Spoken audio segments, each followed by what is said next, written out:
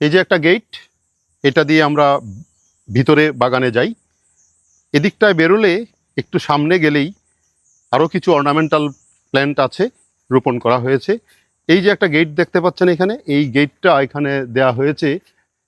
এখানে এটার উপর ব্লিডিং হার্ট আছে। ব্লিডিং হার্ট চমৎকার, যখন ফুল ফুটে বেশ ভালো লাগে, প্রজাপতি যখন ঘোরাফেরা করে বেশ চমৎকার লাগে। আমরা যদি আরেকটু সামনে যদি যাই, এইখানটায় একটা দোলনা আছে। অবসর সময়ে বাড়ির সবাই দোল খাই, আমরা এখানে বসে বসে রিক্রিয়েশন করি, দোলনায় বসে বসে। এই দোলনাটা রাখা আছে।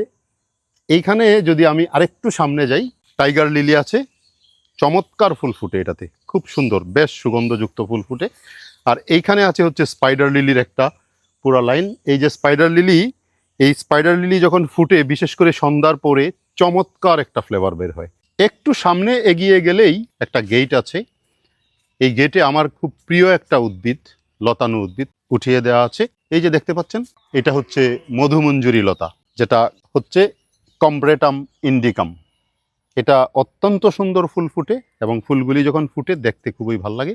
আর এই যে এই জায়গাটায় একটা ঝুমকো জবা, খুবই সুন্দর, ফুলগুলি যখন দুলে দেখতে বেশ ভালো লাগে। এই হচ্ছে আমার বাগানের আরেকটা অংশ আপনাদেরকে দেখালাম।